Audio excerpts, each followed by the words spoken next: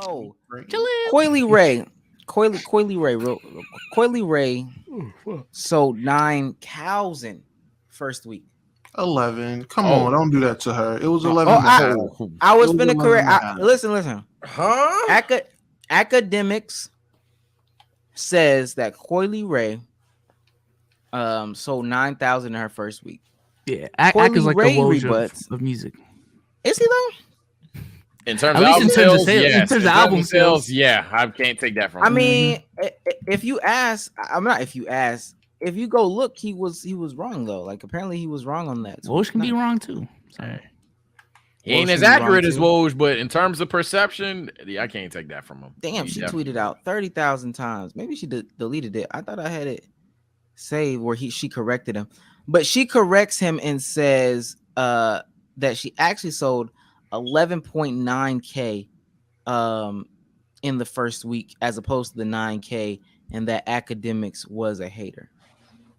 Now, with that being said, 11.9K Yeah. is not too much. Oh, here it is. I found it. It's probably like a day of misinformation.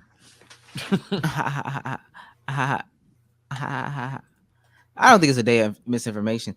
I don't even think that these numbers are actually accurate. I don't even know where both of them are getting their numbers from, which is probably the craziest thing I've ever heard in my life. She says, "No, baby, I sold 11 and a half and charted number 89 on the Billboard Hot 100." Which is Thanks a for lie. everything, though. It was a Billboard Hot 100. No, Look it at was, Legend of it Winning. was- Look at which this one- guy. Crazy. But nah, you Charted can't. paper. Come Album- on, man. Stupid. Albums can't chart on the Billboard Top 100. She meant the 200, the top 200, whatever. Yeah, she did. That's what she meant. And it did chart, which she's not lying. Which I ain't gonna lie to you is, did you give your point yet? Because I got a lot to say about this because this is hilarious. I mean, I do too, Yeah, but you y'all go first, can't. like Yeah, if you're anticipating, Yeah, go yeah. ahead. I Listen, got very generic shit to say. So go ahead. I'm I just think saying. this shit is wrong, but go ahead. You think what shit's wrong? The numbers you think the numbers are wrong? I think both of them are wrong. To be quite honest with you, You think it's lower? I don't. No, I think it's higher. Did Why you do you see think what it's was on higher? that? You saw what was on that album, like from The features track- or the songs that she had? the songs. Yeah, she had all of her hits on the album. Yeah, I don't think that those are like she went double myrrh on those albums. But no, it's tracking the first week sales of the album. The rest of that shit didn't kick in until after the first week, and then they added the total views of all the extra shit. Because okay. she dropped something else on her page. Well, her label had her drop something else on her page where it showed like all the accolades and stuff she had basically over the last year, where including that 11 It was and like a half. a wall. It was like a wall Yeah. or something like that. Yeah, and a part of that 11 and a half. Well, she said it did 300 something K streams, and that was Yeah. adding the 11 and the K on top of what all those top 100 songs she had on there did. So she wasn't Okay. like, it wasn't a complete lie, but in terms of just the first week numbers, which those were, that's really what those numbers are very accurate. Okay. Like for Act to come out and say 9.5, and then she be like, "Oh no, it's 11." That's her label really doing all they can very last minute, last day to boost the numbers, and that's just some industry shit. But it's funny how hard the media pushed Coi Leray just for her to sell less than 5 Year Foreign, just for her to sell less than DDG, just for her to sell damn near as many as Comethazine. Like, it's crazy.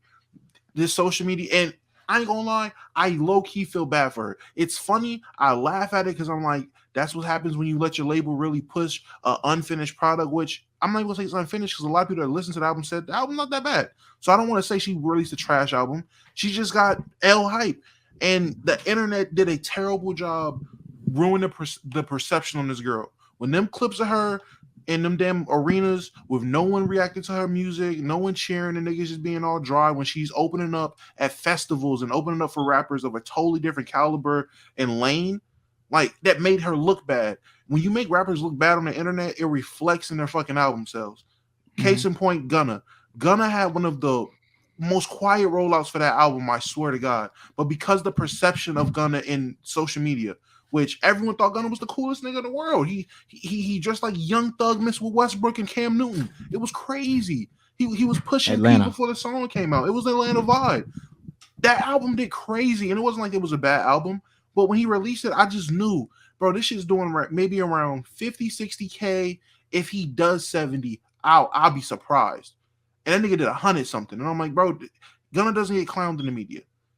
Except for the time he was talking about dudes look good. It really was. That Push and P shit did wonders for him. But I'm just, it's funny how it happened with Coi Leray compared to other artists that's around her caliber. Like, I would assume she would sell around what Mulatto sold. I would assume she sold around what a lot of people on that double XL cover sold in their albums. And she didn't even come close. Someone in chat said Jaleel better. Jaleel is better. Jaleel gonna sell more than her. I guarantee you Jaleel's gonna sell more. Yo, chat, prediction right now, Jaleel's gonna be on the XXL freshman list next year. Oh my God, I ain't saying all that. Jaleel. I don't know about all that. I mean, I'm looking at the album. First and foremost, I think that there has to be a conversation as to how we look at artists now. I was in the space talking about it. I think that when people see these numbers, like, did you expect Coi Leray to really sell that many albums? No. I expected but when yeah. Oh, my fault. You action.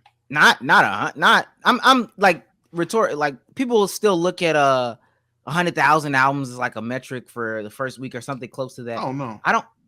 If you think that that's like the threshold for like a Coi Leray, that's literally like me saying, "Oh man, I expect the Lone Right to go out there and get 40 tonight." It's just the Lone Right. Like, it's a different class. So me comparing her numbers to like what Nicki sold first week or what J. Cole sells first week is very. I don't think her goal is to be a rapper. I'm not gonna lie to you. It's the pivot in her entertainment career. It's the pivot in her entertainment career. I'm looking at this album right now. This is a 20-song album. I'm looking at a song on here that's a minute and 57 seconds. Well, it's 20 of them. There's another song on here that's 25 seconds. 25 seconds. Not interlude. A song, 25 seconds. What the Another fuck? song that's 2 minutes. And then the last song, Big Purr, is a minute and 56 seconds.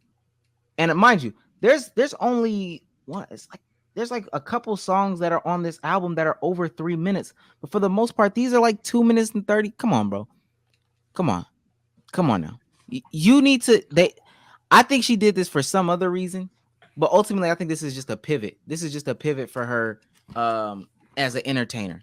She ain't trying to be no rapper for real, and that's fine. That's fine. I don't think there's a problem with that at all, to be honest. Yeah, it's I mean, in terms of viewing it negatively, we can have that conversation, I suppose. But I just want to say, and this is why I say it's generic, and a lot of these artists need to realize where they stand in terms of having some sort of self-awareness. If you're gonna have an absurdly fast blow up, you need to recognize there's a reality that you can have an absurdly steep decline. An audience that once presented to you that once you're everywhere in their face, they might just not rock with you. It's not a surprise, and I'm not saying she has the same exact flow, style, whatever of these artists, but it's not a surprise that artists like Lil Pump, artists like Smoke Perp, 6ix9ine, even to a lesser degree, because 6ix9ine definitely has more clout than all of them combined. But like those kind of rappers are in your face and then they're irrelevant. And some people, some like 6ix9ine. That's why I say he's different. He can come back in your face, and then he might just get washed again. It's not shocking. It's not shocking. So you need to understand that what your kind of art, because music is art, what your kind of art is and how long lasting it is. And it's if she's cool with being an entertainer, as you hinted at, cool. But if she's trying to be a musician, she gotta realize, from what I've seen, and I'm not some major Coi stan, 2 EPs from your last album, that's not going to keep your name trending. You got 2 EPs and then just a regular album for the past 3 years. It's not going to cut it. You got to drop more too. Simple as that. I would just, again, I just truly don't think.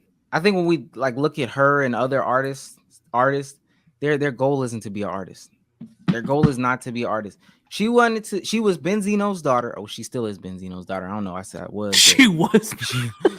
Now she's not. She got the zone last year. Low key. No. I won't even lie. The way that nigga treat her, I wouldn't be surprised. It's not surprising why you say used to be, because that nigga does not treat her like his daughter. Yeah, the way that they talk to each other, they don't. Yeah, he was on Instagram clowning her album sales, like laughing at him. Like, nigga, that's your daughter. Like, I don't get it. They don't but they don't fuck with each other. They haven't fucked with each other for years at this point. But she didn't want to be Benzino's daughter. So then she started hanging out with some other people. She became rappers' girlfriends and stuff like that. But then she just took the next pivot. Whatever the next pivot was that kept her relevant, that's what she did. Transition into actually making music. And then from there, she's gonna transition into something else. She's in an Instagram relationship or whatever, or she's in a relationship. She's taking photos, she's gonna model, all this other stuff. But you just keep, as an entertainer, I think the biggest and most underrated thing is like, what is the pivot? Make sure you have a pivot, or you will end up like some of these other people who continue to do the same thing for the rest of their lives, trying to get pennies. Lil Wayne. Also, I feel like there's this misconception with musicians that's like, it's either you're a millionaire or you're not. I feel like there's a decent amount of artists out there that just, they make enough to make a living off of music. I feel like, for me, that's the case. Like I make a living from content creation, but it's not, I'm not making like Logan Paul money, but it's enough. It's enough to sustain a decent. It's over $250K a year. It is not. It's not. It is. Thanks for watching. Let's keep it a buck. If you like that clip, go ahead, check out this video right here on your screen, and we'll catch you on the next one.